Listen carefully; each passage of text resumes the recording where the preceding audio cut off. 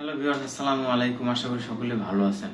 আজকে ভিডিওর বিষয় হলো কিভাবে আপনারা আই ক্যাচি এবং অ্যাট্রাকটিভ থাম্বনেল তৈরি করবেন।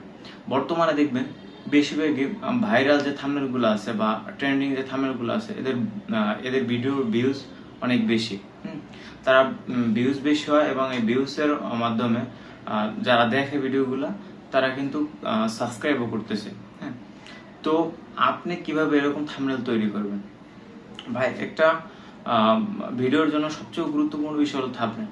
তো থাম্বনেল যদি আপনার ভালো না হয় বা থাম্বনেল যদি আই ক্যাচি অ্যাট্রাকটিভ না হয়, তাহলে কিন্তু মানুষ আপনার ভিডিওটা দেখবে না। তো কিভাবে আপনারা একটি আই ক্যাচি অ্যাট্রাকটিভ থাম্বনেল তৈরি করবেন, তো আজকে আমরা ভিডিওতে দেখতে চলছি। তো চলুন কথা না বেড়ে শুরু করা যাক।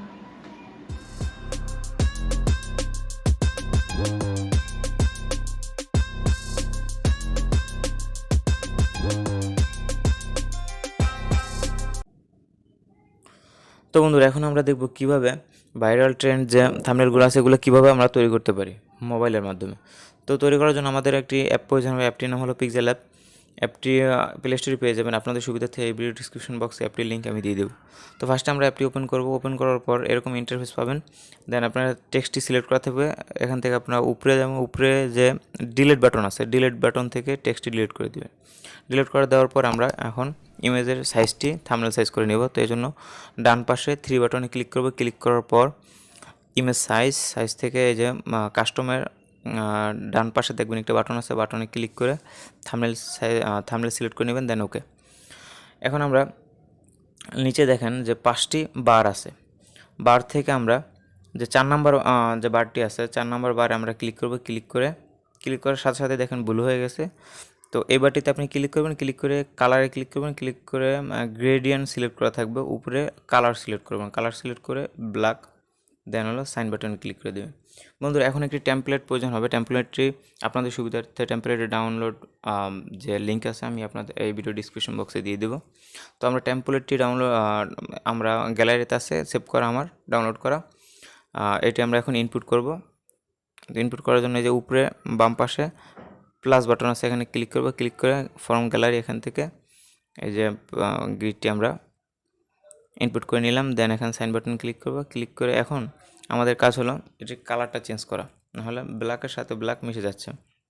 তো এই জন্য আমরা নিচে যে মেনু বার আছে, মেনু বার থেকে এই যে মাঝখানে যে বারটা আছে 3 নম্বর বার, এখানে ক্লিক করব। ক্লিক করার পর হালকা একটু ডান স্ক্রল করার পরে দেখবে কালার আছে। কালার থেকে কালার অপশনে ক্লিক করার পর এরকম আসবে। এরকম আসলে এনাবল করে দিবেন।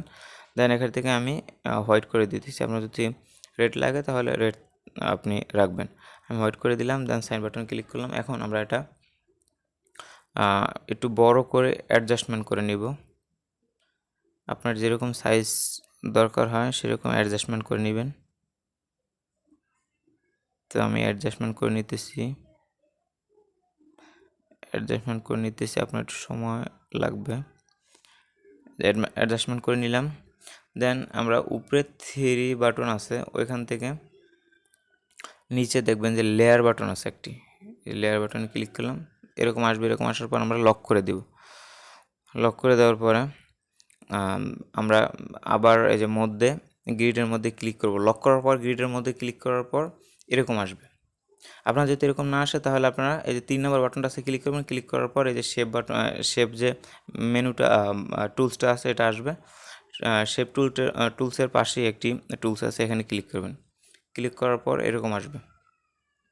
এরকম আসলে আপনাদের কাজ কি হবে, এখান থেকে আপনারা এই যে বারটি আছে এই যে নিচে অ্যাকশনের নিচে যে টুল আছে, টুলের ফার্স্টে ক্লিক করবেন। ফার্স্টে যে টুলটা আছে ওইটা ক্লিক করবেন। ক্লিক করার পর এই যে উপরে যে 3টা টুল আছে, 3টা টুলের যে ডান পাশে যে 3 নাম্বার যে টুল আছে এটাই ক্লিক করবেন। ক্লিক করে এটা আমরা এই কর্নারে বসিয়ে দিলাম। দেওয়ার পর আমরা আবার এই যে উপরে যে 3টা টুল এর ফার্স্টটায় ক্লিক করব। ক্লিক করে এখন আমাদের কাজ হলো আপনার গ্রাফটা যেরকম প্রয়োজন ওরকম আপনি সিলেক্ট করে আস্তে আস্তে গ্রাফটা তৈরি করে নেবেন। তো আমি তৈরি করে নিতেছি। আমরা লো থেকে আপে যাব, এজন্য আমরা এরকমভাবেই তৈরি করব। তো আপনার যেরকম দরকার হয় সেরকম তৈরি করে নেবেন। তো আমরা ফার্স্টে এখানে ক্লিক করব, দেন এখানে, দেন এখানে, দেন এখানে, দেন এখানে,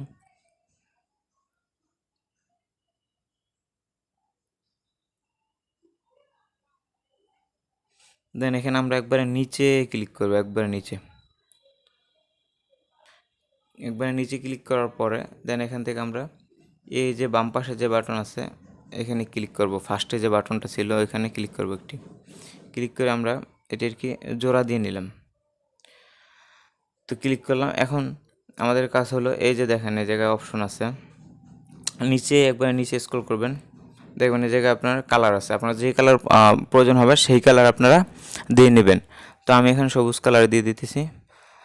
দেওয়ার পরে উপরে যাওয়ার পর অ্যাকশন নিচে যে সেকেন্ড যে টুলবার আছে, টুলবারে যে দেখবেন যে অ্যাকশন লেখা আছে, অ্যাকশনের সেকেন্ড যে টুলবারটি আছে এই টুলবারে ক্লিক করবেন, সেকেন্ড যে টুলসটি এই টুলসটিতে ক্লিক করবেন। ক্লিক করার পরে দেখবেন নিচে অপাসিটি ফিল, দেন অপাসিটিতে আপনারা এটা ফুল বাড়িয়ে দিবেন। বাড়িয়ে দেওয়ার পর একটু নিচে স্ক্রল করবেন, দেখবেন কালার আছে, কালারটি আপনারা সবুজ বা অন্য কালার যে কালার আপনার প্রয়োজন সেই কালার করে নেবেন। তো আমি সবুজ কালার করে নিলাম। দেন আপনার এই যে ডান পাশে দেখবেন সাইন বাটনে ক্লিক করে দিবেন। এখন আমাদের কাজটি প্রায় সম্পূর্ণ। এখন আমরা এটি একটু হালকা বড় করে সাইজটি অ্যাডজাস্টমেন্ট করে দিব, আপনার যেরকম প্রয়োজন হয় করে নেবেন। তো এই হয়ে গেল। এখন আমাদের কাজ হলো আবার উপরে ওই যে লেয়ার বাটন আছে, লেয়ার বাটন আমরা ক্লিক করব। ক্লিক করে এই যে গ্রিডটা সিলেক্ট করব, সিলেক্ট লকটি আনলক করে নিব। আনলক করে লকটি আনলক করার জন্য তালা বাটনে আছে একটা তালা, দেখবেন তালার মতো আইকন আছে, এখানে ক্লিক করবেন, তো আনলক হয়ে যাবে। দেন এটা সিলেক্ট করে নিব, গ্রিডটি সিলেক্ট করার পর আমরা এখান থেকে নিচে যাব, নিচে স্ক্রল করার পর দেখবেন যে অপাসিটি আছে, অপাসিটি আমরা কমিয়ে নিব এখান থেকে, এই যে এরকম থাকবে।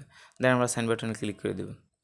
এবার আমাদের কাজ হলো এই যে আবার যাব এখানে যে লেয়ার বাটন আছে এখানে ক্লিক করব, ক্লিক করার পর লেয়ার আসবে, আসার পর নিচে দেখেন একটি সাইন একটি ক্রস বাটন আছে, এখানে ক্লিক করবেন।